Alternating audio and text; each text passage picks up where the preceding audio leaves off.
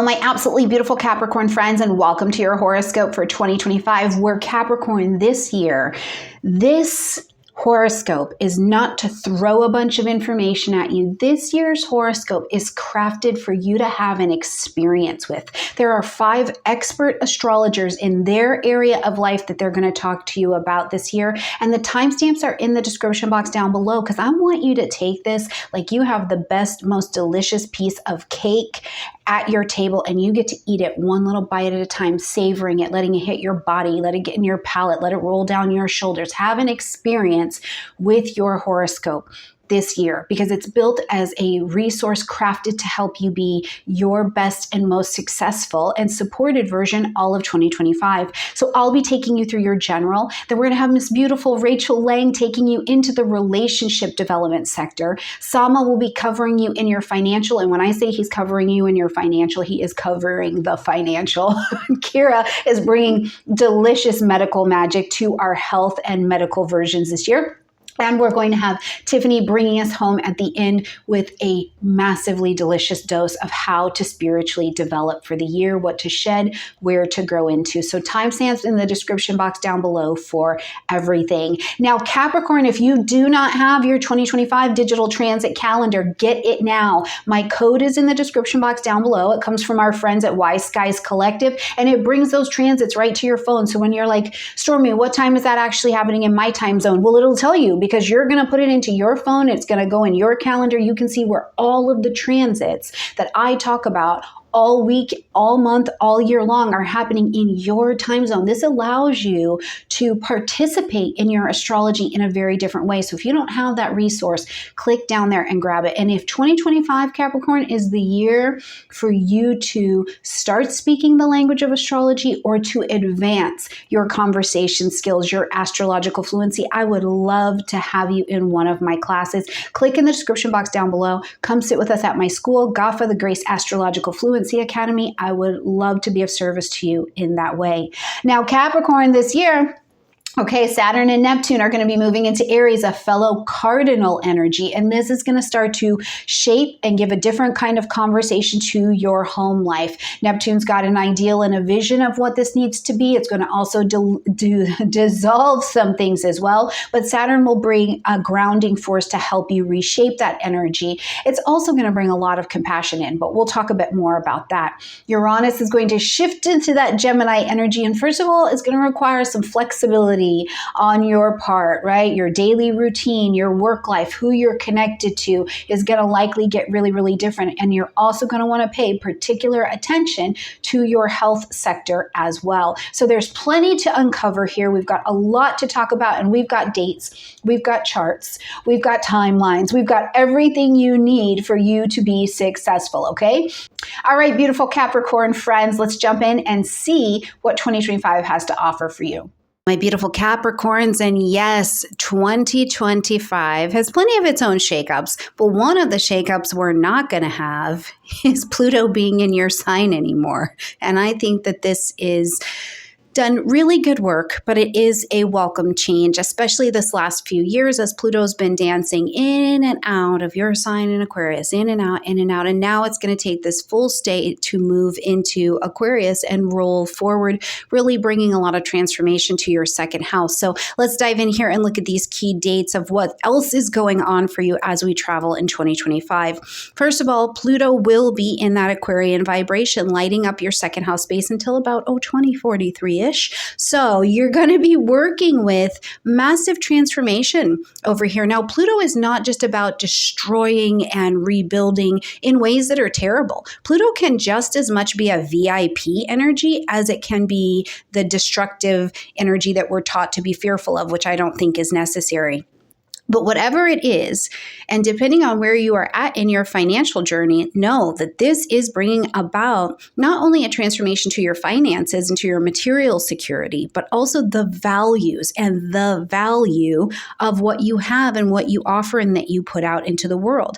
And there is so much that goes into your self-worth in how you handle money that will also be a place where you're called and compelled to examine. What are the foundations of your financial beliefs that create or disrupt financial stability? This is a time to really release and allow to be burned down. Unfortunately, sometimes they can be painful, right? But these outdated habits or dependencies around money. So this transit is an encouragement to really redefine your values around your money, to get financially literate and educated, and focus on what actually brings you security and fulfillment, okay? Now, we're also coming into 2025 with the brakes on. Mars is in retrograde, and so we are coming in with our planet of doing retrograde. We're not running into this year. We are walking in an evaluating. We are walking in evaluating 2025 and what we're doing and where we're going. So it's more reflective, okay? So Mars is going to be lighting up your Leo space, which is the 8th house of your chart. Shared resources, intimacy, personal transformation, death, debt, taxes, trust. Do I trust you? Can I be vulnerable with you? Now, first things first, Mars can bring delays or can bring frustration any place that you have a joint venture. So, if this is in a relationship and you're pretty deep into that relationship and you're being forced to be delayed and slow down and reflect on what's going on in that relationship, or you've been trying to financially get something going and it just seems like it's not working, this transit is going to invite you to re-examine the power dynamics, maybe hidden fears that are happening here. And all of this is about paving the way for something greater understanding, greater meaning of motivation and action as Mars actually turns direct. Now, on January 7th, we're going to see Mars pull that retrograde energy back into Cancer, lighting up your actual relationship space. 7th house, conscious chosen one-on-one relationships, commitments that you're making, okay? So Mars's retrograde here turns your attention to unresolved tension or issues in your close, chosen personal relationships. And this can be where you have an open conflict, like a court case, and you know the other person that's involved or something like that. Whatever it is, Mars here is asking you to reassess how you're asserting yourself in the situation. And are you asserting yourself, or is there an aggression that is coming out here? Reflect on the dynamics. Are your relationships based on give and take?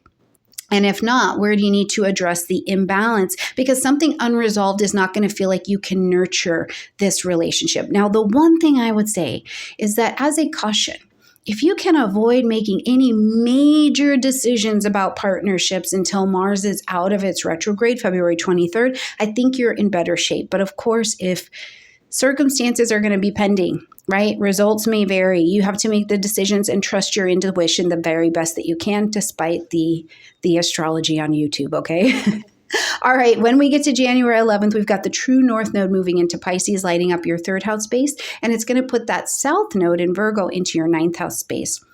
Now, as we travel with this well through 25 into 2026, that North Node in Pisces is this encouragement. It's the destiny pulling us forward to grow towards communication, being curious, being flexible and adaptable, and compassion and creativity coming out in how you communicate, how you think, how you share information, how you react and interact in your personal environments. This is huge. This is a massive softening and rearranging. It's like, take it easy, Capricorn, right? Because it's going against that South Node in Virgo down in the 9th house, which first of all is going to ask you to release the over-analysis paralysis or over-analysis in general.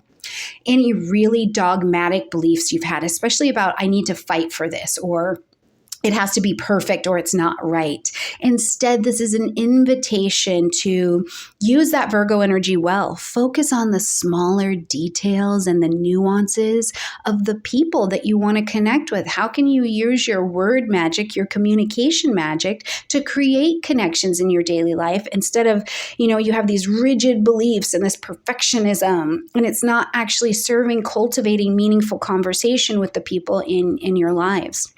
When we get to March 1st, we're going to see that Venus is taking a retrograde in Aries, lighting up the 4th house space, and it is 4th house space work, home, family, real estate, property. Your foundations have your attention this year for sure. And as Venus takes this retrograde, it's going to bring your attention to all of these family dynamics. So you may be called to reevaluate your relationship with family members. who you call family, where you feel like you get your nurturing and your grounding, or maybe you're reflecting on even what makes you feel grounded and secure. Who do you call family? Either way, this transit is an invitation to revisit any old or unresolved issues within your family, your house, your home, your own emotional foundations, and redefine what home means to you, Capricorn. What makes home home? Because when you know what you value and what makes home home to you, then you can use Venus as Venus comes direct to draw to you exactly what you want. Resolve those conflicts. Reflect on what your emotional needs are. Now, one thing I would suggest here, if you can avoid making any major changes to your home or your family relationships during this retrograde, I think it's the best, because what sometimes can happen is you take on this commitment, you make it, you're like, yes, this feels right. And as soon as Venus is out of retrograde, you're like, this was not the thing. This was not the thing. So whatever comes on, let it come on slowly until Venus is out of retrograde in April, okay? All right, we got March 14th bringing us to a full moon lunar eclipse, and this one is in Virgo. So starting with weeding the garden in that 9th house space. So the full moon is asking you to end something, acknowledge something, or to adjust something. The 9th house is about limiting beliefs, your belief system, your philosophies, your structures, the level of faith that you have. The 9th house is about your worldview, right? Maybe you're gaining even clarity about travel, about moving around the world, about what education means to you. But certainly a redefining of faith is, I think, something you will work with massively, Capricorn, as we travel this particular axis. Now, this culmination or this release to this area may have you feeling inspired to be like, this is an outdated philosophy. This is not serving me anymore, right? Like, this is not working. I can't grow. I don't have any clarity with these old ideas. I'm ready to grow into a different philosophy.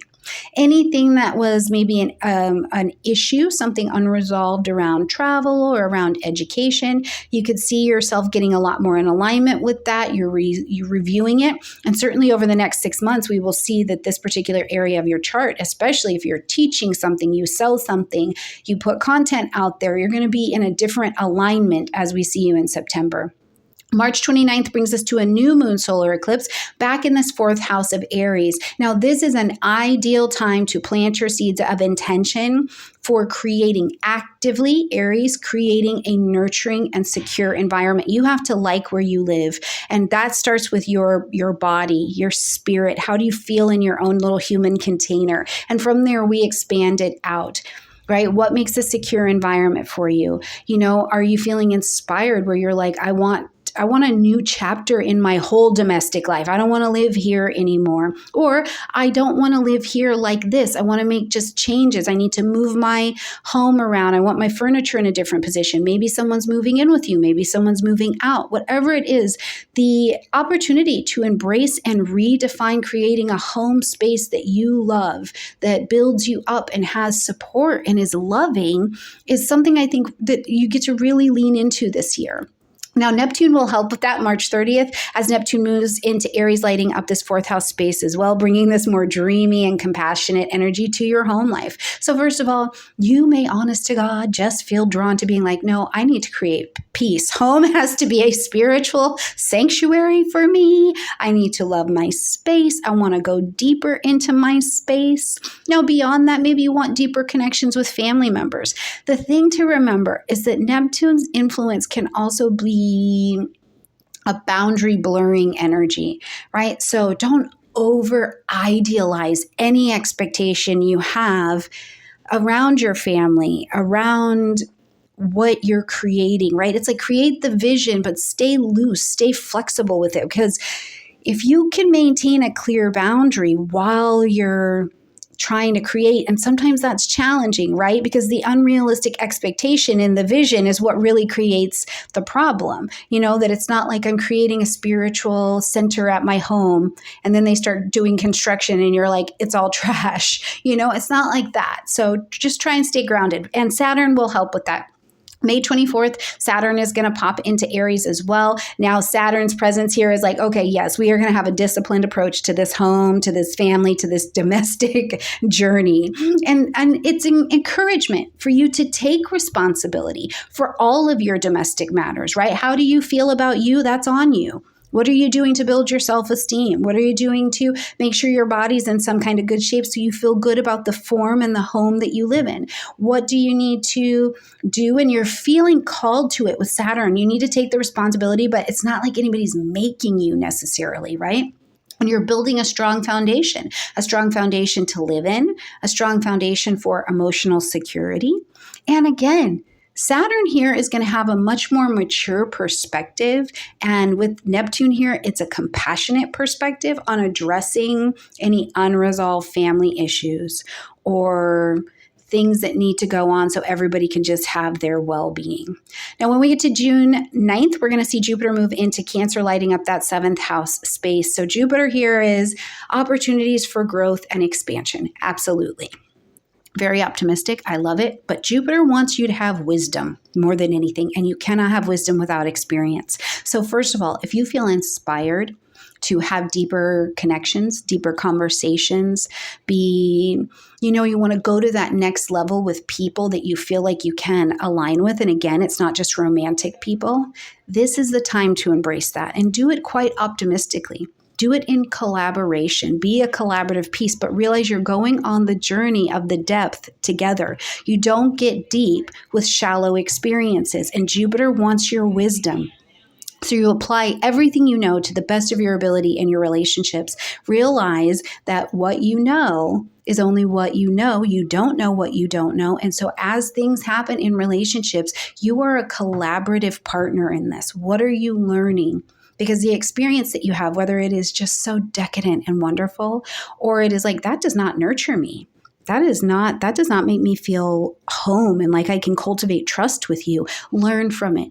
But you're in a collaborative effort with those around you, and Jupiter will expand it. You'll have an expansion in your partnerships. There's growth in relationships. There's optimism in the commitments that you take on as well. Now, June 15th, we'll see Jupiter square against Saturn, and on the 19th, we'll see Jupiter square against Neptune. So these tensions are really about, first of all, they're between the relationships that you have and your home life. So you may feel challenged, or like you're looking for this balance of like, how do I maintain a stable domestic life, but also take responsibility for the commitments that I have? And you're looking under this square to do something that allows you to find harmony between these two areas. But the square between Jupiter and Neptune can be a little bit more dynamic here, actually, because your aspirations for what you want in your relationships, Neptune, if there's problems, it's likely that Neptune has you over idealized in the vision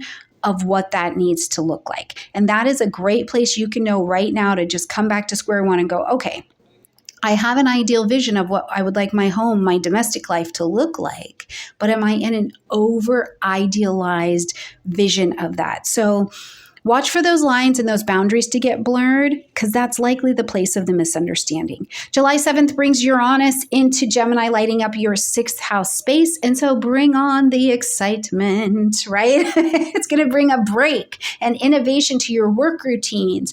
Now, your daily habits will also need some redefinition. Now, the one thing we do want to pay attention to is that it can bring unexpected health changes. But typically the unexpected health changes that come with it are shaking loose something that has been here already. You're breaking away from what has been a traditional vibration in this area of your chart. It's shaking it up. This is not going to work like this anymore. So this transit is, first of all, a massive encouragement for flexibility. Be flexible and adaptable. Practice those two things, right? And you may have to come at some things in your daily routine in what is an unconventional approach. Now, unconventional can just be unconventional to you. You've always done it this way, but now you're really being put in a position, and this one you may not have been consulted about, right? And you have to come up with some new approaches to your work, to your health routine. Embrace this change. it is an opportunity for growth and innovation. And that sounds really fun when we listen to it in the horoscope. But more than anything, what I want you to know is that this shakeup, as someone who has recently survived the Uranus in your sign transit, I want to tell you, it is a beautiful time to just explore practices that you would not have otherwise explored, okay? For my ladies out there who are listening, this is going to be a time too where I'm going to suggest to you that you keep an eyeball on those hormones, because Uranus entering into the 6th house can definitely do a little bit of work over there, okay? All right, when we get to July 31st, Saturn is going to come into this conjunction with Neptune in Aries, and this conjunction, again, in the 4th house, I like it. I like it. One wants to build structure, one wants to dissolve them. But ultimately, what we can see here is a combination of discipline plus compassion. And what that encourages you to do is to create a harmonious, compassionate, stable home environment. So if this is the space and the time where you are doing it, like you're feeling more called to integrate more spiritual values into that domestic life, and that helps you find that balance in loving where you live, whether it be your own personal being from the inside of that head space, what's going on between your ears to your physical body. This is a time to focus on creating a home life that respects and reflects your personal and spiritual values, okay? Build those foundations of love and stability into your life here. September brings us back into eclipse energy. We've got on the 7th, the full moon lunar eclipse. This one's happening in Pisces in that 3rd house. Now, this reflects us back to September of 2024, where we started a conversation in this Pisces energy. So first of all, review that. Go back to that time. What were you calling in at that time that now it's time to pivot? Because the full moon wants us to end something, acknowledge something, or make a pivot, okay? This eclipse is going to bring that pivot around communication, learning, any kind of relationships with your siblings, your neighbors, people you're connected with. And it's a release of outdated communication patterns, right? This is not working, and I've seen it. And in order for me to progress forward, I have a new clarity. I have a new emotional space that I can work from, because the North Node is also traveling through Pisces here. So this is going to be a time where you're looking at and working on how you communicate, how you connect with those around you. And when it goes sideways, use this as a time to release that phrase, that pattern of conversation that is not serving you, because the point is to cultivate relationships, but they have to be loaded with compassion and a more understanding depth in your communication. September 21st brings us to the new moon solar eclipse happening in Virgo, lighting up that 9th house space. Now, at the beginning of the year, we weeded that 9th house garden, and now it's time to put some fruits and veggies in there, okay? So we're going to plant our seeds of intention for a fresh start. And your fresh start is in publishing, marketing, broadcasting, higher education, travel, a different worldview, a whole new philosophy. Maybe you're making amends for things, right? And that changes your insides. But this is an ideal time to plant your seeds of intention for your expansion, expand your horizons, expand your worldview. What is your goal that you want, that you would like to pursue next? This is the time to embrace that opportunity, and embrace the opportunity for learning and growing here. If it is time for higher education, or you know what, maybe you're like, I've always taught at this level my whole life, and you are really qualified to teach at another level, and it is time to do that. This is still an eclipse, so there will be a reset, and it invites you to broaden the perspective, the horizon, and take on the new possibilities, Capricorn, that are coming into your space. All right, beautiful friend, you've got a lot going on in relationships this year and in that home zone. So I'm going to pass you over to Rachel Lang to talk to you all about your relationship astrology for 2025. Horoscopes with a focus on love and relationships. This year, wow, what a year it is going to be. There's a lot of movement. The outer planets are changing signs. We had Pluto moving out of your sign in 2024, concluding its journey that it started in 2008. And that means that the pressure that you have felt to have every area of your life navigated, figured out, decided, all of that pressure is lifting.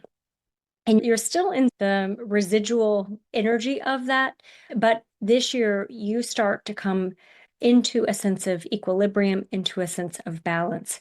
That doesn't mean that the successes you've accomplished over the last several years are going to be in the rearview mirror. It just means that now you're in a new phase with those successes, a phase that's more about engaging with others and more about monetizing some business ideas or career moves that happened, stabilizing the relationships that have formed. And so this is really a year of building on foundations. So it's pretty exciting. We could see some commitments from you in particular, and those eclipses in March and September activate your sign in a kind of way that puts a little bit of fire to fuel your journey, speeding up the timeline of some of the activities that you have going on. This is an overview of all of the significant transits and astrological events that we have going on this year. In general, it's an interesting year for relationships. Interesting because there is a lot of motion.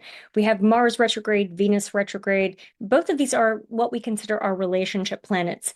And when both of them are retrograde in one year, we tend to see relationship decisions reaching a culminating point.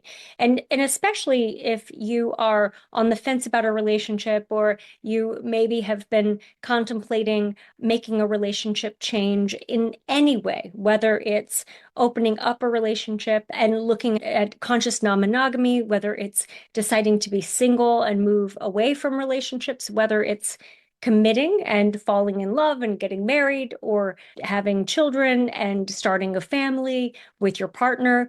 Regardless of where you are in your love journey, this is a year that is going to solidify decisions and give you the courage you need to make those decisions, especially if they're the hardest kind of decision, like breaking up or moving in a different direction.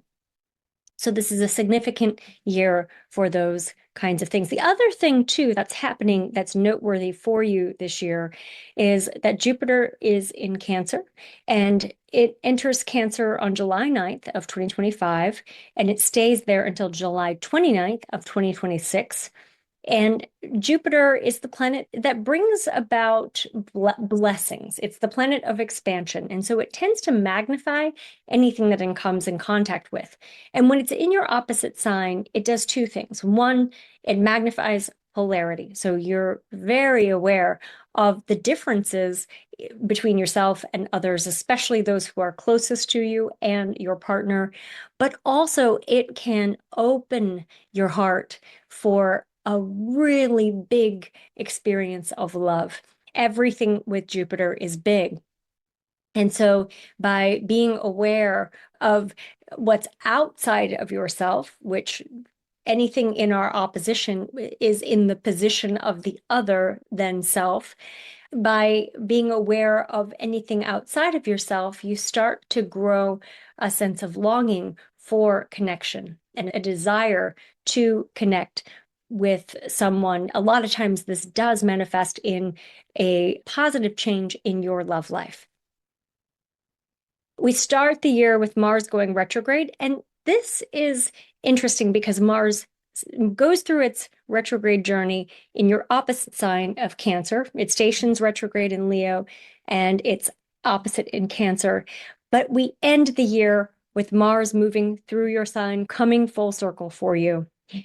Mars retrograde is a time when we don't have as much energy. We might want to be a little bit more individuated. And so this can put some pressure on our relationships. And in particular, any aspect of the relationship that relates to boundaries, you want to be really mindful of. This is going to be a key word for you, boundaries. But then also, how do you open up your boundaries to allow someone in? These are questions you're contemplating at the very beginning of the year. Neptune and Saturn are both moving back and forth between Pisces and Aries this year. That matters for you because Aries is one of the more challenging signs for you. Aries puts a little bit of pressure on you to put attention in your home environment. And Saturn in particular shines a light there and shows you where there are cracks in the foundation, literally and metaphorically. So those family relationships are ones that you're really putting under a microscope this year. The other thing too, Neptune is the planet that relates to our dreams and our longings.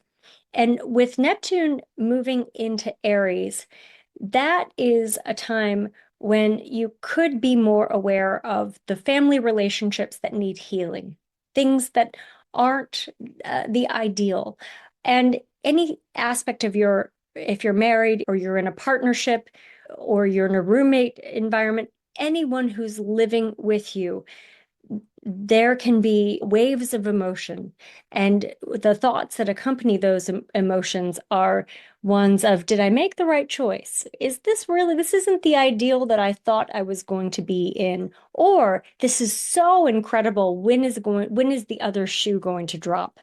And so this could be one of those times when, and especially in May, this is all going to culminate in May for you at the end of May. And this could be one of those years that paves the way for you to really navigate the ways in which you live with others. So it's, how do you experience love in your daily life? Are you the one who's constantly picking up after someone? Or conversely, are you so busy that you just don't have time to be at home?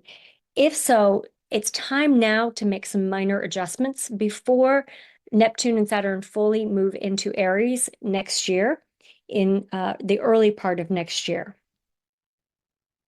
Venus is retrograde from March 1st to April 12th, and this is a time of reassessing relationships. And Venus is going to be retrograde in Aries, and so this does put some pressure on you in your home life and your relationship. If you're partnered, the tension between the relationship and the home, and what do you need and how much space do you need? And so it's really important to prioritize your time, your space, and to look at the ways in which you can meet your own needs in those areas. This is not one of those times when you want to ignore problems or just sweep things under the rug.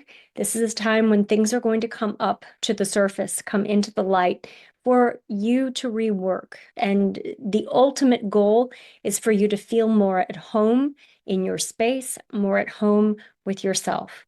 And if there are aspects of the relationship that need to be reworked as a result of that, then this is the time to do it. March gives you the shakeup that you need to create the ripple effect of change.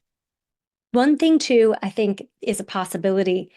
If you are in a new relationship or if you've been dating someone for a while, I think this could be a time when you're looking at questions of cohabitation or the challenges or complications of living separately. There could be conversations around coming together, and some of those conversations could be, let's move in together. Some of them could be, I don't think I'm ready to move in together. It's important, though, that you talk it through so that you're not feeling as if you have all this responsibility to be the one who is steering the ship, but that you're coming together in a collaborative way. The March eclipses and the September eclipses are also features of this year. And the March eclipse on the 13th happens with Venus, which is the planet that relates to relationships and the more romantic aspect of our relationships. The March eclipse puts Venus in Aries, Venus retrograde in Aries. And so we have the tension of the Pisces sun that wants to have safety in the relationship, safety to express the emotions, safety to be in a partnership. And you have Venus in Aries, which is very individuated. It's the desire for that cosmic oneness that we have with Pisces, the ritual of how we live our daily lives with Virgo, and then Aries, which is, but maybe I need some space. So give yourself permission in March to take the space that you need. And the March 29th eclipse is one of those times. We have a stellium here in Aries, and this is a transit that I'm particularly paying attention to, which is Chiron. That relates to healing. It relates to how we learn, the lessons we learn from the painful experiences of our childhood and of our past. We have Chiron meeting up with Eris. Anything that's unresolved from our childhoods, any pain points, anything that we haven't quite looked at or worked through comes up, and it can create some disruptions in our relationships. This has a square from Saturn, or Mars rather. So Mars is in the mix, challenging these points. And you kind of build up a frustration that doesn't have an outlet, needing some sort of catharsis for change. This eclipse can do that. This eclipse is also about closing doors. The doors that opened early in 2024 when the North Node was moving through Aries. Now the North Node is in Pisces. It's right next to Venus. So we're aware of what it means to love and be loved. But can we really get it? Can we feel it? Can we experience it? Self-love is the vehicle to experience that kind of cosmic oneness with someone else. So self-love is a priority with this lunation. In April, we have Pluto opposite Mars, and this is in the sign of Leo. This is just a point of tension for everybody, so I'm bringing it up as a point of tension for you. It's not as challenging for you as it is for other signs, but if you're in a relationship with someone who has any fixed sign planets, you could notice this playing in effect in their lives. So we have a lot of momentum. This opposition stirs things up, but passion can easily turn to drama. So we want to just be aware of choose your battles wisely, so to speak. Then we have Jupiter entering Cancer on July 9th, and it stays there until July 29th. And this is your opposite sign. And so here we have the opportunity for new beginnings in relationships. If you are single, Jupiter shines a light on that for you. Now, when Jupiter's opposite our sun or opposite our sign, we can be aware of the overwhelm. We can be aware of the things that we want, and we can't have it all. It's like going to a buffet and wanting to fill your plate with all the things. And you're definitely feeling that in relationships. So it's important that you stay in integrity, or if you're dating, that you really can meet a love that is going to be a long-term relationship if that's what you're interested in, or meet a partner. And so be very aware of what you are attracting into your life and be discerning when you're going out with someone, because Jupiter can speed up the timeline. It can make things happen fast. Mercury is retrograde these times, March 14th to April 7th, July 17th to August 11th, and November 9th through 29th. The one in March is particularly relevant for you. And communication can always be a little sticky whenever Mercury is retrograde, but for you, this is particularly communication around the home, around the activities of the family. And so this could be one of those times when, if you are in a relationship, that you're trying to navigate whose family do we go to or visit during the summer times. And so we have some of these little tiny disagreements. Mercury retrograde in Aries isn't like the great big blow up or the great big fight, but there's like a buildup of the questions that you have about the relationship, the unexpressed fears, the unexpressed uncertainties, not really having much of a place to go.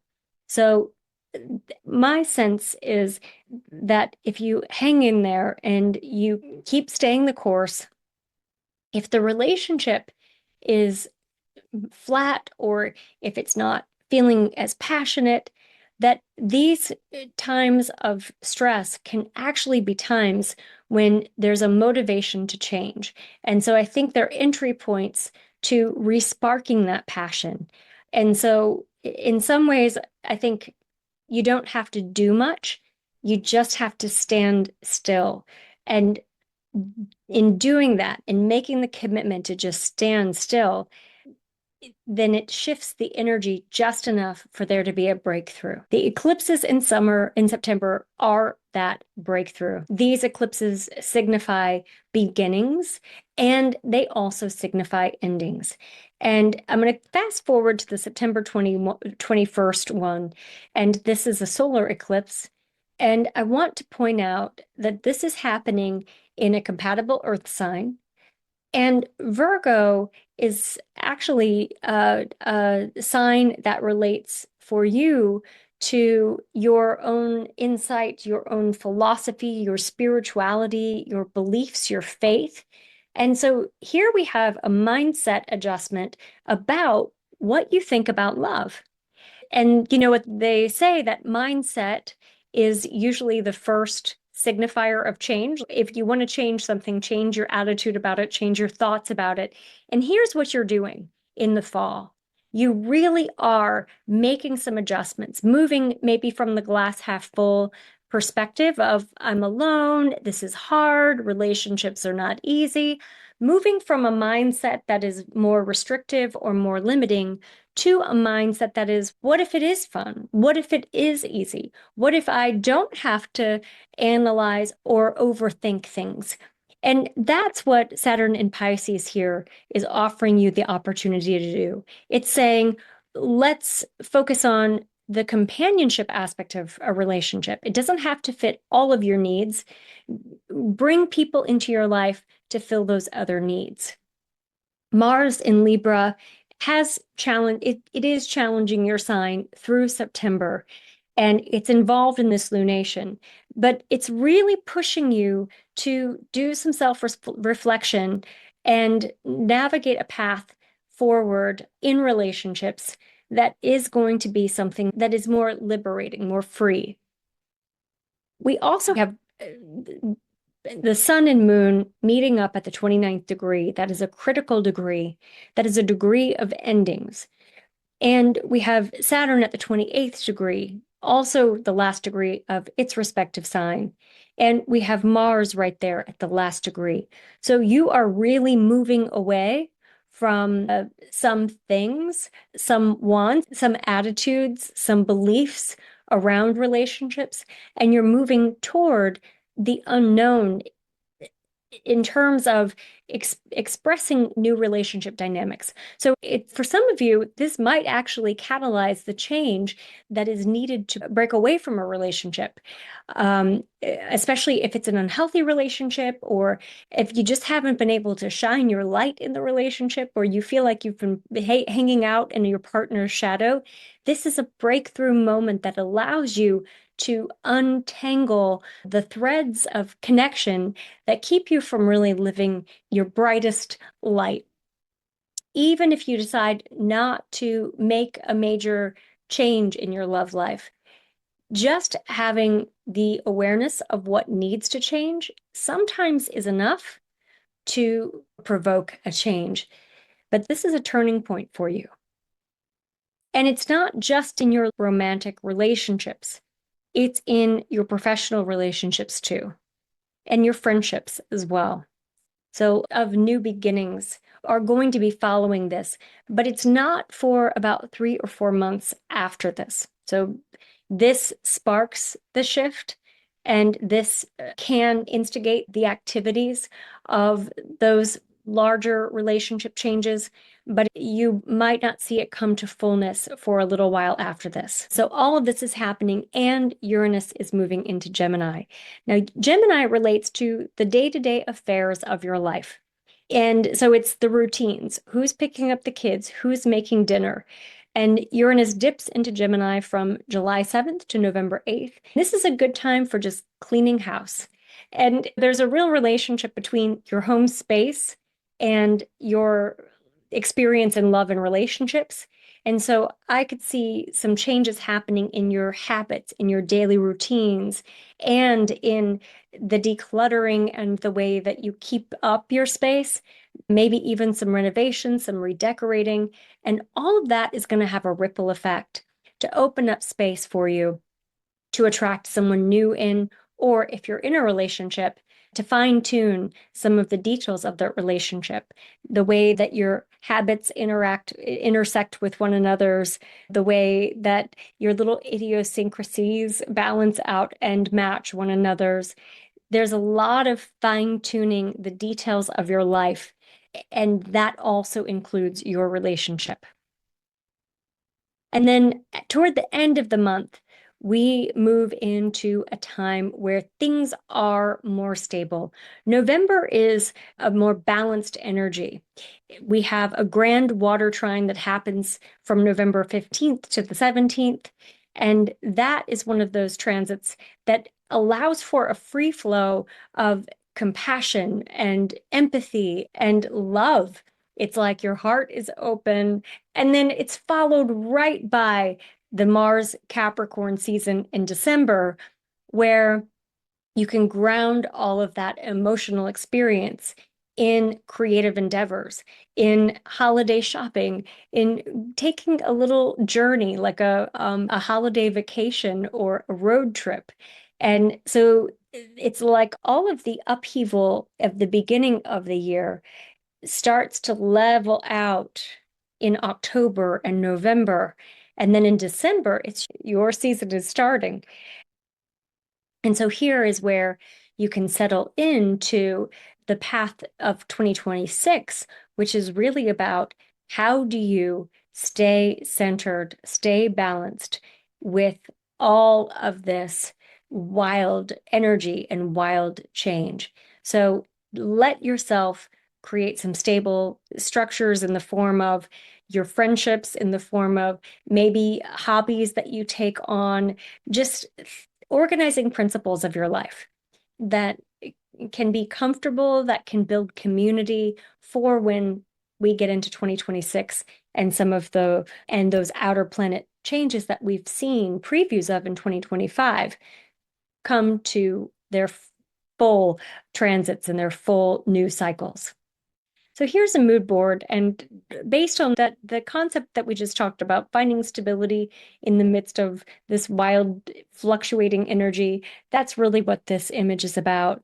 Then also, this is a year to be an observer. This is a year when you don't have as much pressure from Pluto, and so you can do things that are enjoyable, take trips, take a photography class, and get into a creative modality.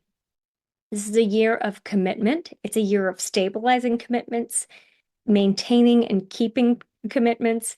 It's a year of re-sparking the commitments. And a lot of that has to do with Jupiter's placement. And then it's a year of fast motion. Maybe not for you, but for other people in your life. Everybody's going to be moving somewhere or making some sort of evolution in their own lives. And that's because those outer planets are changing signs. This is a very busy time. And so you might see friends moving to new places or family members in flux. And so people around you are moving. And even if you're not, you're feeling the ripple effect of that. So it's important to stay really positive because of all the signs, you're the one who's coming out of this challenging period, out of this period where there's been a lot of focus on you, and you finally get a reprieve from that. And so I think that's really good news. And I think it's also good news that you've got Jupiter moving through your opposite sign. And so there's also a real focus for you on relationships this year. I think you've got some romance coming your way. So what do you think? Post your comments below. Let me know what you think. I'll be checking on a regular basis. And thank you so much for listening.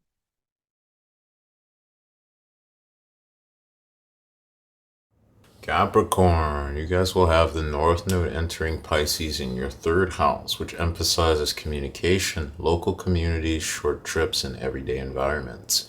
With the North Node transiting your third house, your real estate Investments, if you're invested in real estate, might focus more on local markets and properties that cater to neighborhood or community needs rather than distant or large scale investments. So, if you're thinking about commercial real estate or foreign investments, the wave for you might be more local. Local rental properties, co-working spaces, small commercial units. How can we serve the local community?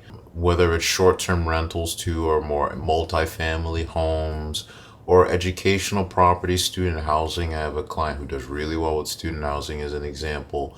So one building that has 50 units or a bunch of dorms, or big multifamily properties, or business hubs that cater to freelancers or businesses in your area, things that can be rented, rent to borrow, those types of community oriented developments, projects that revitalize neighborhoods, gardening, eco-friendly food. Supporting the economic growth of your town or the city is a great place to focus for Capricorns. In some cases, looking at how property or investments from family wealth can be reinvested, reassessing existing properties or anything that is located that's way too far from you, or assets or things that you own that no longer serve you, getting rid of these things, properties, possessions, or assets, and reinvesting them in things that are more lucrative or more liquid, aligned with more local markets or things that support you locally, could help you focus on more sustainable community-based projects that may be of an interest to you. Then investing in digital and communication spaces can be good for you, whether that's upgrading the communication and tech in your home, your school, investments related to digital, co-working spaces, tech-related hubs, properties, digital real estate, remote work. All these things are becoming the norm in the future, so putting investment funds into such areas or projects can be lucrative for the long term, particularly investments tied to transportation and logistics, small warehouses, parking lots, properties near train stations, airports. All of this is related to the third house's rulership over short distance travel and transportation and infrastructure. So companies related to that, maybe working for your local airport, or all those types of infrastructure related businesses are related to your local environment. Transportation, logistics, shipping, drones, very Uranus and Gemini, which we'll talk about in a little bit. But it's a good year to consider reallocating your resources into the things that are community driven. And kind of, if you are in the property space, can we get away from the larger properties and look at smaller, high demand markets that cater to more short-term rentals, local business needs, business to business needs, or even digital workspaces that can offer more steady returns as the energy throughout the world becomes more Geminian for longer periods of time. Neptune's going to join the North Node here, and so any projects, particularly compassionate or green energy or community-based projects related to local infrastructure or eco-friendly spaces with Neptune's influence, can be a focus here, but we don't want to over-idealize them or assume that they'll be super lucrative. And we don't want to jump into these without any proper research. So if we're looking to invest into sustainable local developments, conduct thorough research to make sure you're not overestimating. Mars is going to move forward towards the end of February in your seventh house in Cancer. So this is opposing you. Mars opposing you is an interesting energy in Vedic astrology. I'm sure some of you have heard of it. This house covers partnerships, open enemies, contracts, one-on-one relationships, business collaborations, legal agreements.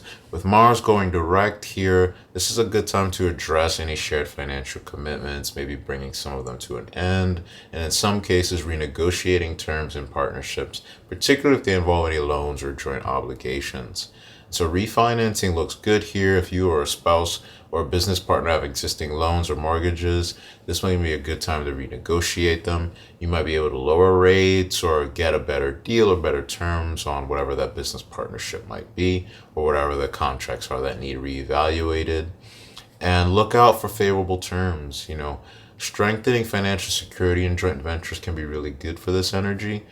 What we need to be careful about is Mars's influences in Cancer. So this can add an emotional dimension, and this emotional dimension might be opposing you, emphasizing security and home-based concerns. So if you're involved in real estate or other property deals, improving financial stability here through renegotiating contracts can be really key. Looking at securing the most favorable terms that you can is going to be important in reducing the financial burden on both parties. Consolidating debts can be really good under this energy as well.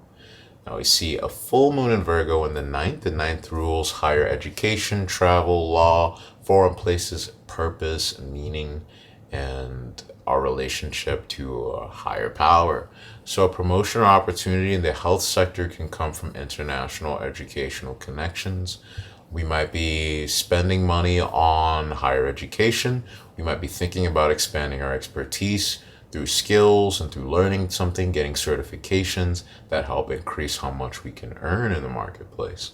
So seeking out leadership roles or promotions that involve travel, education, or international healthcare organizations can really lead to increased financial stability for many of you. Venus retrograding in the fourth talks about reevaluating creative investments related to home and family. Then we have a new moon solar eclipse here in the fourth, which signifies new beginnings in the home and family sector. So that can be a good time to launch a new family related business or working from home, particularly if it's been planned carefully. You want to focus on creative but calculated investments, such as starting investing in a real estate business tied to family or local markets, or working on businesses related to real estate like plumbing, roofing, siding, lawn mowing, so on and so forth. Just planning thoroughly for such situations. Neptune in Aries talks about community housing or home-based creative projects that can go well, crowdfunding initiatives, or finding different ways to raise money for things related to the home, particularly projects that are realistic and transparent will do well so that we avoid any potential disappointment. Saturn in Aries then in the fourth talks about bringing discipline to financial related matters related to the family and the home. So this can be a good time to set up long-term investments for children or for family members, aging parents, or just starting education funds for them, or investing in a family-owned business. So this is slow and steady growth here, so we want to be patient here and trust that in the 3 years of us putting in work that Saturn will bring us rewards in due time. Then we have Jupiter moving into Cancer in the 7th house. Jupiter in the 7th house of the other means that partnerships are where the money is at. Partnerships are where the luck is at, where the wisdom and the blessing can come from. So Jupiter in the 7th can expand joint financial ventures. You don't have to do it alone this time around. Capricorn, this can be a good time for shared financial projects with others. Partnerships or marriage-related finances could see some growth from the middle of June in 2025 through the middle of 2026. So estate planning, joint investments with a spouse, signing contracts that involve shared resources, or business allied partnerships can be very lucrative. You want to go for those starting in the middle of 2025. Then in July, Uranus will conjoin Gemini in your 6th house, which talks about daily work, health, and routines. Uranus and Gemini could bring innovative changes in these sectors, offering financial opportunities through technology investments, especially related to health, tech, or workplace improvements. So if these, like, how ChatGPT or AI is looking to improve efficiency in work, if there's any tech that offers that kind of advantage in work or in the health sector, you want to go for it. Investments in health, tech, or automation can really lead to long-term financial benefits, especially if they're aligned with your day-to-day operations. Okay, and so these are things that we can look at and private one-on-one sessions in your chart.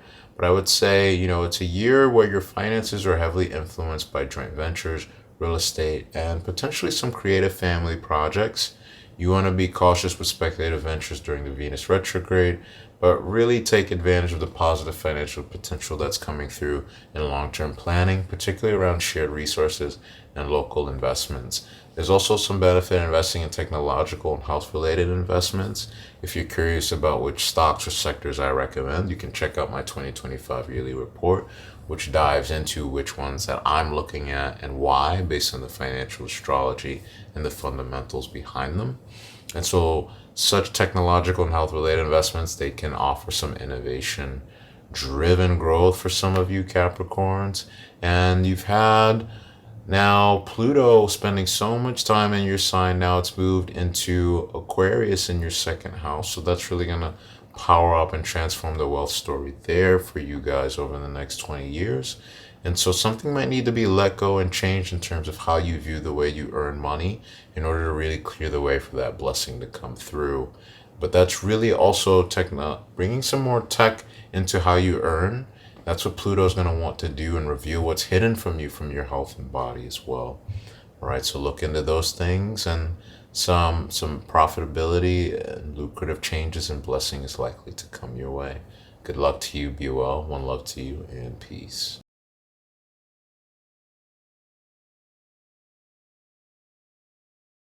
Hey there, Sutherland here, and we are on Capricorn for 2025. What are the transits? What's going to happen as far as medical astrology or health astrology goes? So really nice to meet you all. I'm Kira, and yeah, let's have a little review of what are the energetics that are really going to be affecting Capricorn this year. So I like January 1st for you. I know it's birthday month. Please, I'm going to back up, and I'm actually going to start with kind of November, early December for you, 2024 into 2025. The month before your birthday or your solar return is always a little bit weaker health-wise. It's an easy time to get ill or catch a cold or a flu. Energy is often low, because if we were putting Capricorn's sun right on the ascendant, that means the month before the sun is transiting your 12th house, which is the house of the immune system, and which you can't really see. And yeah, it's not a really strong house as far as health goes. So I just wanted to remind you, just a gentle month before your birthday. I actually love people to work on their health and their little health strategies the month before their solar return. Then we have amazing January 1st. This is such a pivotal astrological day. It's kind of crazy because January 1st really isn't, even though it's our new year, we really have the solstices and things like that. But anyway, we have Pluto in Aquarius. We have, as I'm recording this, Pluto has just gone forward in Capricorn, and it's on its last little sojourn there after, a decade and a half or longer being in Capricorn. So this is the big sigh of relief, and it's moving onto Aquarius. So all that's been coming up and all that you've had to process over the last, quite a while. I'm sure you were pretty used to it by now, but it's just going to feel like you've been wearing a heavy coat for a really long time, and the coat is finally off. So I'm excited for you and your health and your energy levels. I like that shift should probably make things a little bit easier. Making sure in the lead up to that you work on those kind of Pluto, if you're using outer planets in health. Pluto is kind of detox, releasing things, pulling out that psychology, processing and letting go, or processing. But it's a big detox, get rid of things. So in that month before your birthday as well, it's a great time for, I don't want to say spring clean, because it's probably the middle of winter for most of you, or if you're on the southern hemisphere, it's summer, but just that final shedding. Look for that health-wise. What do you really want to get rid of? But we also start January 1st for everybody, but with Mars retrograding in Leo, it will go then, it's only early Leo, and then it goes back into Cancer. But the fact that this is happening originally in a fixed fire, and it's a fire planet, is really interesting. And this is going to go until about February 14th, 15th, depending on where you live. So Mars retro, like this idea to not start the year all guns blazing, if you don't mind that expression, full tilt. This is a year where we start steady and we don't push. We enter the year slowly, almost to where we would have the Chinese New Year, which I kind of like that thought. So that first 6 weeks of 2025, do amazing things for your health, but don't over push. Reassess what you want to be doing sport-wise, movement-wise. Both Leo and Mars have a lot to do with the muscles and energy in the body and sport, but also creativity. So really looking at vision boarding, maybe how it is you want to be creative with your movement and your sport moving forward for the year. It does retrograde back into Cancer. So, I like to think of the first 6 weeks as kind of a cocoon where we're still brewing a bit before really emerging for the year. So just not pushing too hard. Mars as well rules inflammations. It can be infections. So just nourish for the first few weeks is what I would say. The other thing I would love you to do, Capricorns, is when we have our 3 Mercury retrogrades this year, one is happening in March to April, one is July to August, and one is November. They're all starting in fire signs. And then March to April is Aries to Pisces. November is Sag to Scorps. July just stays in Leo. But what I would really like, because Mercury is all about the nervous system and the brain and the lungs, every time we have retros, and again, we're not supposed to be pushing hard with the retros, this is time to sit back and nourish the nervous system. It's like I almost want you to... It's like rebooting your computer 3 times a year. I know Capricorns, you're striving, you're achieving, you're so hardworking, but sometimes you forget to nourish. So every time the retro happens this year, I want you also to look at what house it's happening for you. So not from sun sign astrology, but from your own natal house. So whatever, wherever, what house Aries is in charge of for that first Mercury retro, really pull in the house system, the house meaning as well for nourishing that nervous system. To nourish the nervous system naturopathically, I tend to use things like foods really high in magnesium or magnesium supplement, foods really high in your B vitamins, which go to making energy, but also power up your whole nervous system and support your adrenals. Good oils, avocado oil, walnuts, oh my gosh, all kinds of beautiful stuff. Again, if you're going to go take supplements, please double check it with a healthcare practitioner for any medication you're on. But those are some great nourishing things. But the big one with Mercury retro is breathing. Sometimes we're running around so fast, we're forgetting to breathe deeply. And that is another great way to replenish not just the oxygen in the body, but the nervous system in the brain. So any style of breathing that you like. But yeah, I just want you to think of the 3 retros as a reset button to your computer, which is your body, and slow it down a little bit. Recheck how you're eating your foods, what you're actually giving your body, and things like that. Other big things happening for you. I love the fact that as Pluto leaves Capricorn for you, there are no big other transits going through actual Capricorn. Yes, there's squares or oppositions, but it's a year where I actually think you can rest and tidy up and then really move forward and achieve. I think one of the other really nice transits happening for you, or that you could kind of try to work with, is Uranus, which has been in Taurus for quite a while, is actually going to move into Gemini, and then it actually will go back a little bit, but Taurus to Gemini.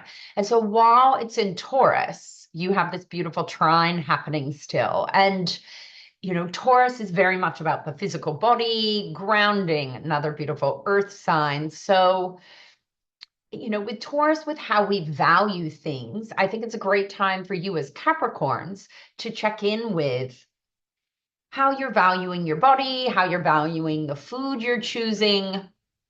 But Uranus is about radical change. And so I think with this trine happening, you still have time to make some big changes in how you approach your physicality and your body and how you nourish yourself. Because sometimes you're a bit busy and you can forget to kind of that daily life. What am I nourishing with that's going to produce, the structure that you are? And, it's a great one to check in on before it moves into before it moves into Gemini. And Uranus and Gemini, it's like we're all going to get plugged into a light socket, right? This is like high voltage energy where we can get a lot done and change a lot of things in our thinking. But, that's quincunx to Capricorn, which is an energy that we can't always see very much, or it's not that opposition in full sight. It's that quincunx, which is just out of our view. And that can be a little bit unsettling, that much air energy for you as a Capricorn. So again, for the first half of the year, really thinking about how you're taking care of your physicality, grounding, getting things into play and systems so that by July, when we all kind of plug into this light socket, and it's high voltage time, we're ready for that ride. Yeah.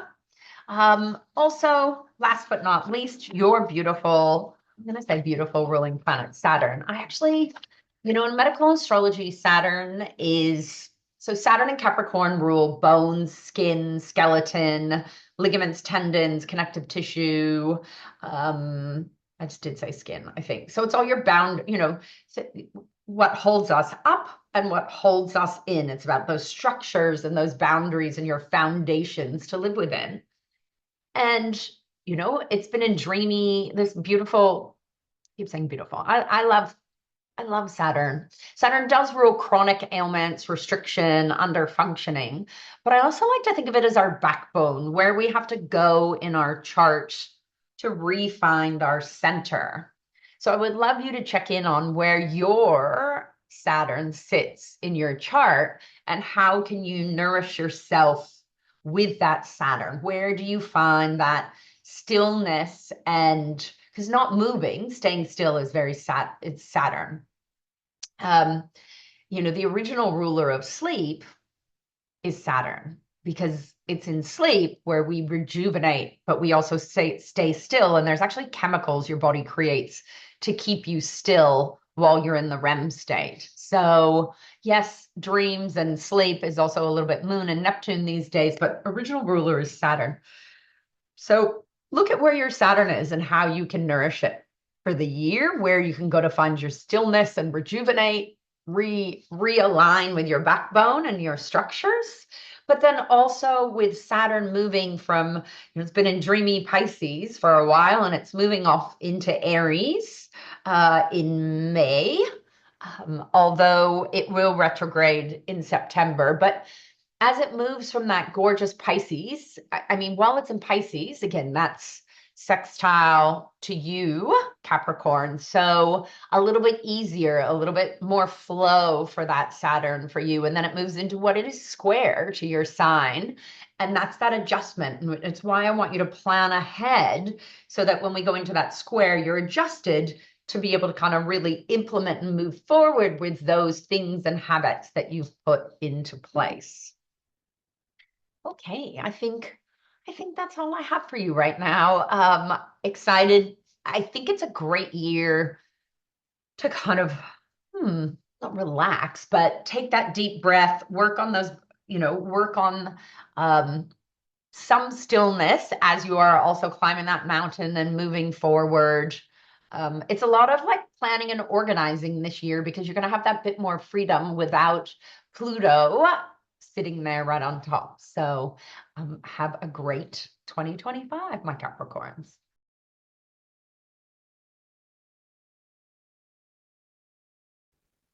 Hey Capricorn, I'm Tiffany Harelik, and I'm here to give you your 2025 spiritual development forecast. And I'm so excited about this year for you. But before we get started, I want you to hop down into the description box, click on the link to download your 2025 spiritual development forecast so that you have the PDF as we go throughout the presentation, and then also to have to reflect on throughout the year. So while you're doing that, let me tell you about the numerology. So the numerology divides life into 9-year cycles, and in 2025, we'll be in a 9-year. This means that this is a year of culmination, completion, tying up loose ends, integration, and finding beginnings within endings, right? And so there's pathways within pathways, this year of integration. It also shows us where the fruits that we are able to celebrate and harvest from the last 9 years of work, lessons, ideas coming together, right? And so this is a harvest year. So hopefully that helps you understand like the bigger picture of 2025, that things are coming together, right? What if it all works out? And so hopefully you've had a chance to download that PDF. I'll go ahead and get this party started for us. And one more quick gift here is if you'll use the code STORMY2025, you'll get $10 off the Wise Skies digital astrology calendar. It goes with you in any time zone. It downloads to any device. So whatever format you use, like I use Google Calendar, but maybe you're an Android person, maybe you're a Windows person.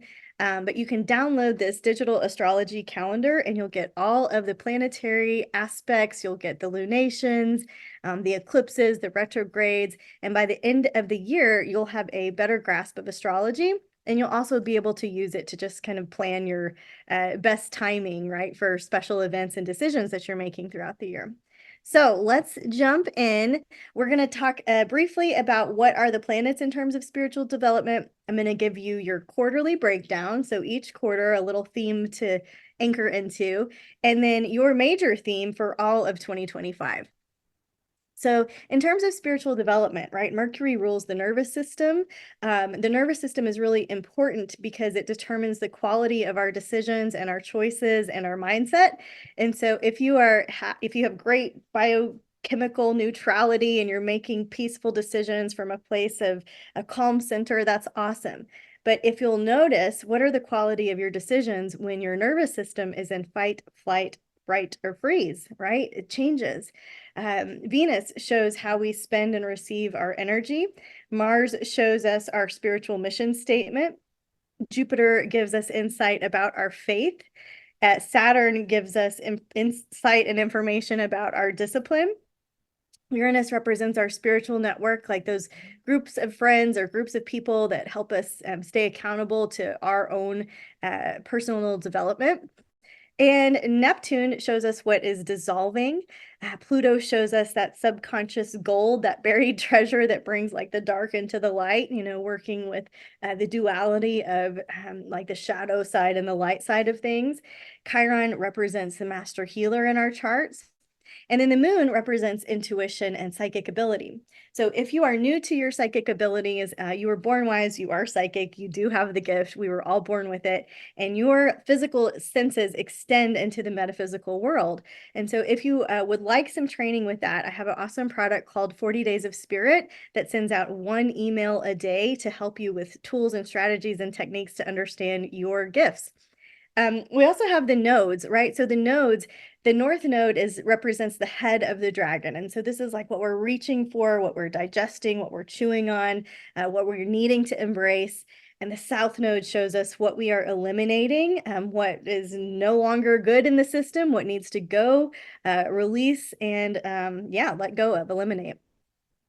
So in 2025, what's staying the same, right? Pluto's staying the same, but there are 4 outer planets changing. So over the spring and summer, it's going to be a very different texture of 2025. It's going to feel really different in the spring and the summer than it has before.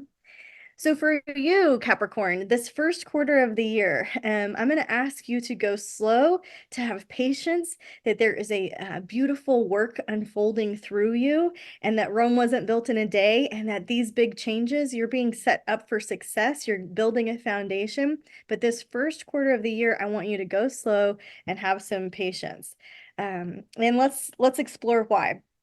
So then in January, the nodes shift, right? The nodes are that spiritual development piece with what we need to embrace and then what we need to eliminate. And so the nodes are shifting out of Aries Libra, the me, we continuum, into Virgo Pisces, which is the health and wellness continuum.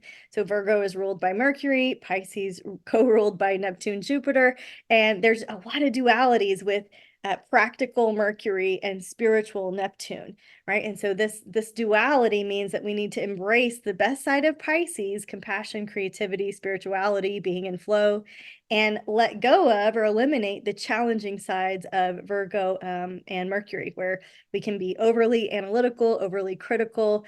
We can get caught in analysis paralysis, workaholism, overthinking things, perfectionism, yes, and fade. So in my lineage, fade stands for fixing, arguing, defending, and explaining. So if you find yourself needing to justify something, it could be that you are holding on to the rope, that you are trying to maintain control, that you don't want to be controlled. And so there's huge, huge, huge freedom when you drop the rope and you stop fading. All right. So food for thought for you, Capricorn, with the North Node in Pisces, I want you to consider going local in all of the ways. Go to your local farmer's market, shop with the local vendors, know where the things and the foods and all the things come from, know the people, know your vendors, explore different ways to communicate and connect with your community. With the South Node in Virgo, I'm going to encourage you, Capricorn, to remove your ideas. And really, these are ideas and structures that were set in place in childhood about what you were supposed to do, what kind of education you were supposed to have, or what the system taught you. I want you to try to let go of some of that and move into a more spiritual, ethereal purpose and plan for your life. There's a huge defining moment of the year here in February as Saturn gets right next to Neptune, and we are going to be tracing this Saturn-Neptune conjunction. It's in Pisces right now, but it will move into the 0 point of Aries, right, in 0 Aries in 2026. And so this is a very, very interesting pattern to study, especially in your chart. Saturn represents serious business and Neptune represents spirituality. So this is a year when people are going to be clinging to their faith, going back to their roots, questioning their spiritual foundations, needing their higher power ever more than before. And so spirituality not only becomes serious business personally, but also at a legalistic level. And so we're going to see some themes and dualities with these two outer planets. So the dualities are listed here: reality and fantasy, boundaries and blurriness, clarity and into the mystic, right? So we want to use this to our advantage by integrating structure, Saturn, discipline, right, into our spiritual studies, Neptune. Okay, Mars is retrograde as we start out the year. It will go direct in February, of course, but Mars has been retrograde since December. It started out in Leo, it backed up into Cancer.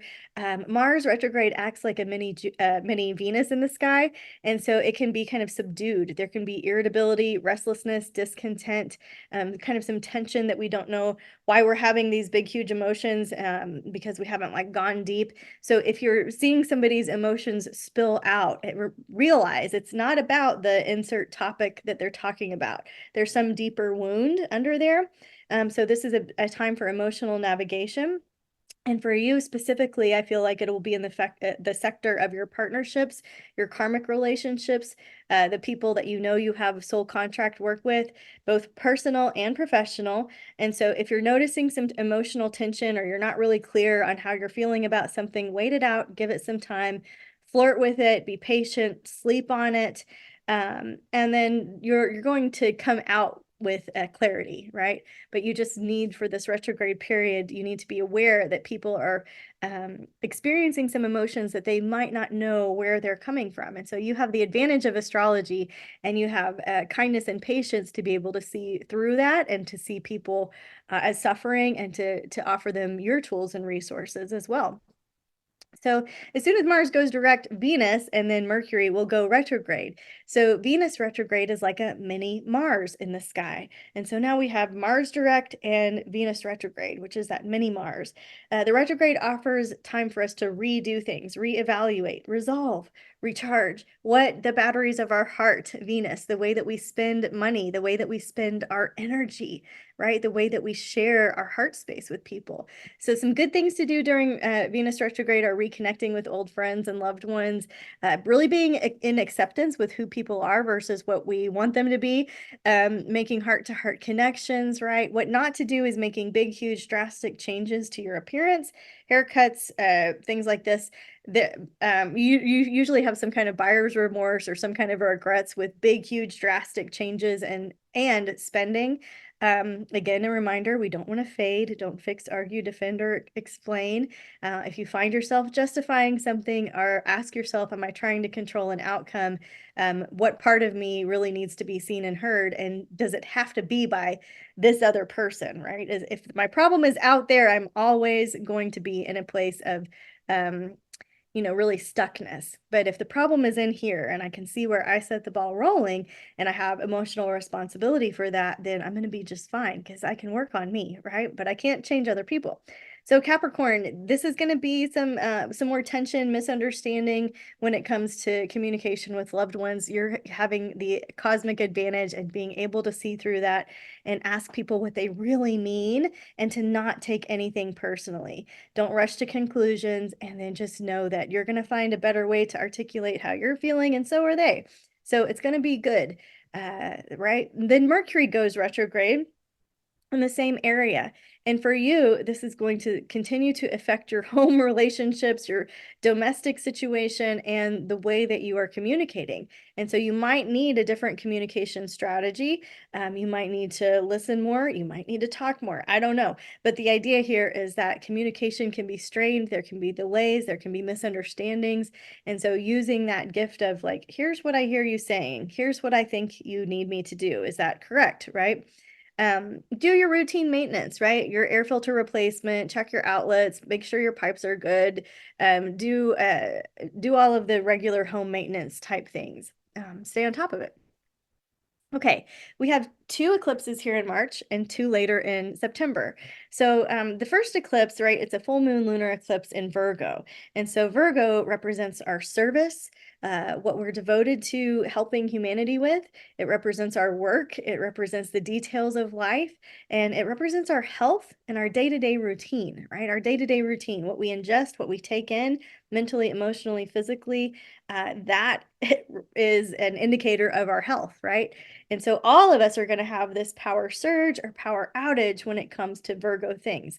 There's going to be way too much work or not enough. There will be some sort of theme going on that is exacerbated, right? The eclipses show us what is broken and that doesn't have a good foundation so that we can rebuild. So I encourage everybody to always do their best with their health and vitality. But as you're going into eclipse season, make sure that your immune system's up, you're having plenty of water, you're hydrated, you're sleeping well, all of that. It's a reality check for all of us. For you, right, this is occurring in your sector of your beliefs and your worldview. And so you could be presented with some information that changes your mind or gets you curious, or you could be changing somebody else's mind, but there's something going on with your worldview that's shifting, that can be shocking, that can be a radical change from what you thought before.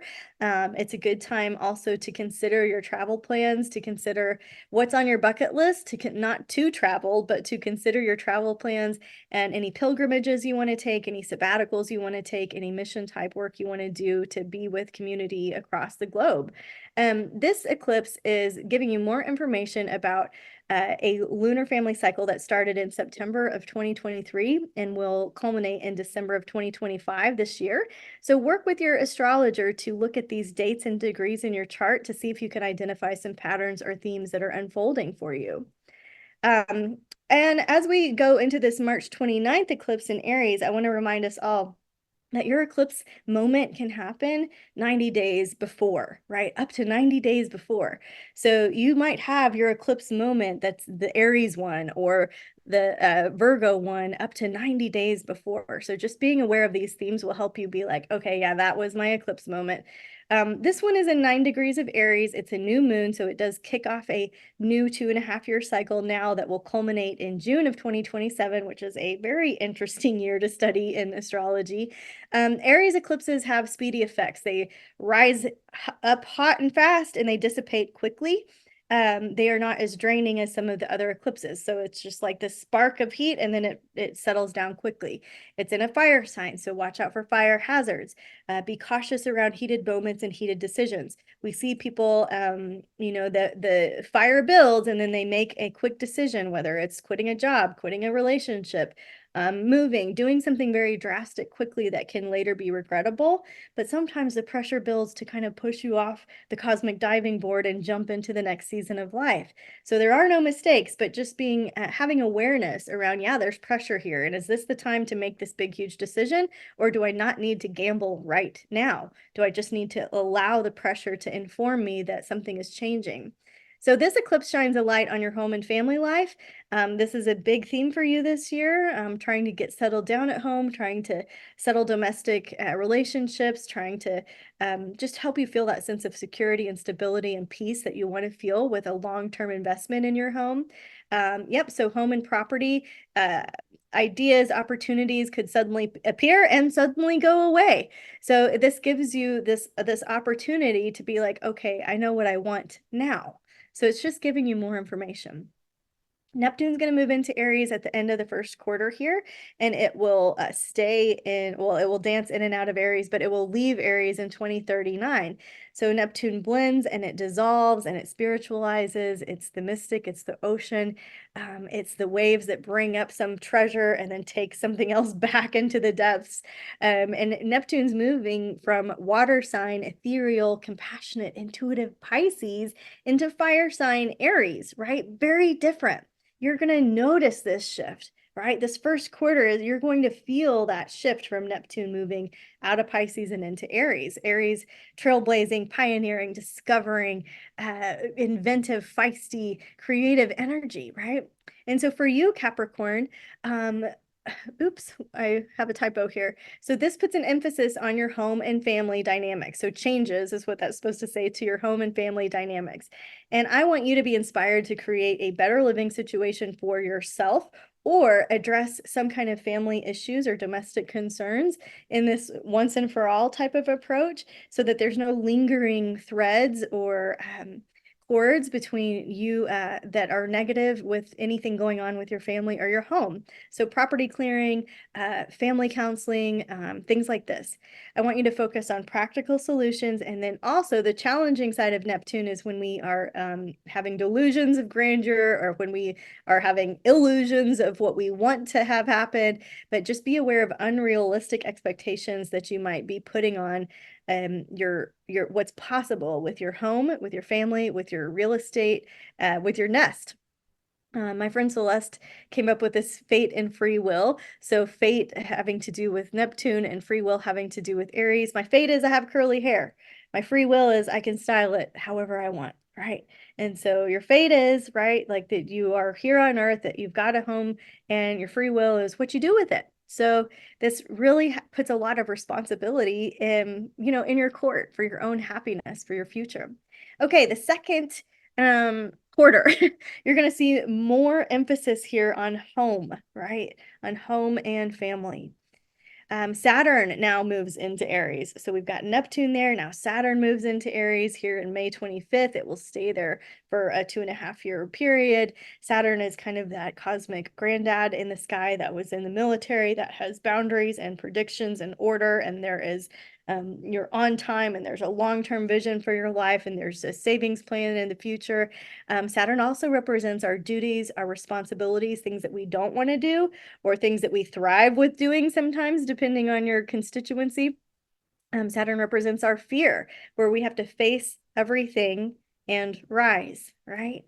It's serious business. Aries rules the head and the face and ideas and the eyes and the ears. And so within this Saturn and Aries period, we're going to see new initiatives with elder care. Saturn rules our mentors, our wise elders, the elderly. We're going to see new initiatives with dentistry, optometry, chiropractic. But for you, I'm sorry, Capricorn, are you ready for your home life to settle down and stabilize? Are you ready to build a new foundation and create new processes that set your domestic life up for success? This is an awesome period. And what I want to kind of drive home for you is that it's not overnight. Rome wasn't built overnight. Saturn is in Aries here for a 2.5-year period. You are restructuring your home and family over time. Now, we talked about Saturn, which restricts and gives us lines. Jupiter expands and colors outside of the box, and it's moving from Gemini, where it has been a frustrated placement because that's kind of like information overload and overwhelm and propaganda, stuff like this. And it's moving into Cancer, which is a more nurturing placement, and Jupiter is exalted here. So Jupiter represents our faith, our higher power, where we can expand our mind, our philosophy, our religion. It represents judges and legislation and lawmaking and what's fair, justice and faith. It represents foreign trade, foreign languages, foreign cultures, the long journeys and travel that we like to make. Cancer is more intuitive, cooking, home, medical, nursing, taking care of things, right, in the home and family. And so themes are going to be real estate expansion, kitchen renovation, family growth, bigger, more space to roam, and enhanced intuition. So Jupiter, faith, Cancer, family, that's for all of us. Faith and family are going to be big, big themes here during that June to July period. Let's see, June of 2025 to June of 2026. And so for you, Capricorn, I want you to integrate your faith, so Jupiter, integrate Jupiter medicine into your significant relationships, your karmic relationships, those relationships that have the deepest human bonds that are so special. This could be a one-on-one partnership. It could also be a sibling, a parent, a child, somebody that really has that significant like connection with. And I want you to focus on how your beliefs influence your partnerships, influence those karmic connections, and how you are influenced by the others, right? The others' belief systems. And I want you to find ways to grow together spiritually. So this may mean that you guys decide to read the same book and discuss it, or watch the same movie and discuss it, or challenge each other, or journal through things and talk through things and learn and grow spiritually together. All right. Now, Mercury goes retrograde for the second time in fire sign Leo, which is a fixed sign. For you, Capricorn, this is going to help you shift some of your money stuff. I want you to be aware of where you have had shared resources, meaning like maybe you own a home together, or you're renting somebody else's property, or maybe you have a shared bank account, or maybe there's something that you are kind of enmeshed in or codependent with that would benefit from a separation to reassess the energy and to reassess what the connection is here. I want you to be focused on healing any power struggles.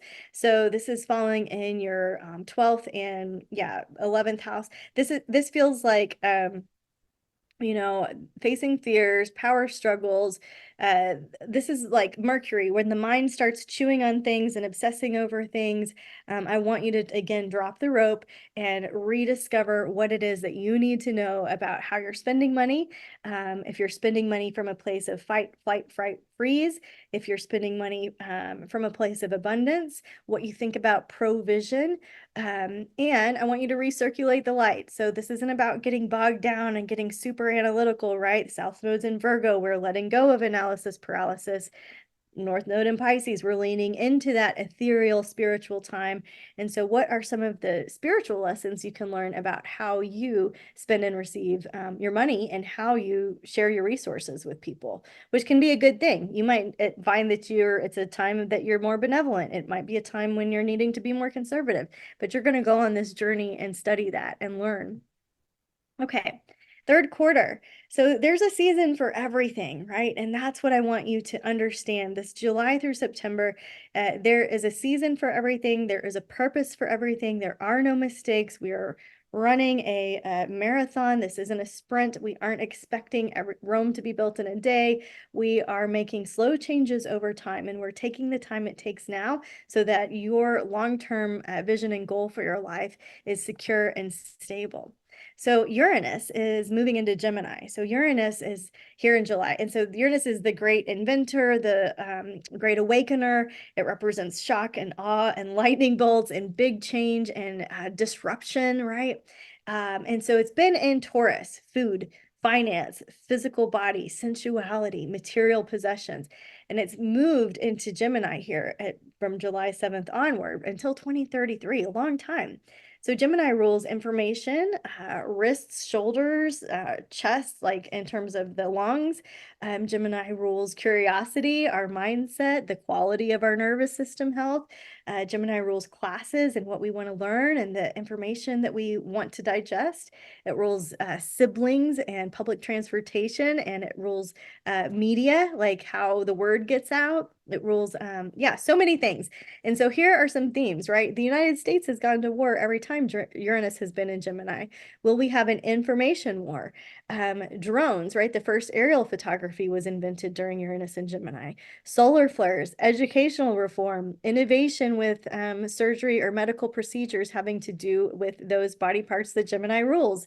Genetics, space communication, innovation with self-driving cars and extreme weather, right? We will see some more extreme weather for sure. Gemini is an air sign, so perhaps wind power will be an area of focus or news.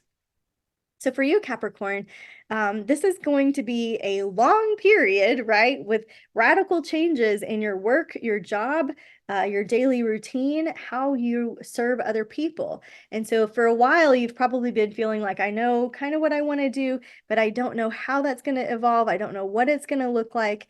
And that is okay. You have plenty of time to figure it out, plenty of time to listen. This is a period for wake-up calls regarding your health, and so you're putting new routines into place, you're putting new systems into place. You are going to embrace radical and innovative approaches to your work, how you serve people, and your personal well-being. And I want you to stay open-minded to positive, happy, unexpected shifts. Right? So your Uranus in Gemini is not just a moment. It is a long period of time here, 2025 through 2033, that you're shifting things in a big way. You're not going to be the same Capricorn that we all knew. You're going to be in a very different mindset. You're going to feel like you're in a very different body. And it's going to mean that you're going to serve humanity differently. So this is a cool placement for you. All right, in September, we have the last two eclipses.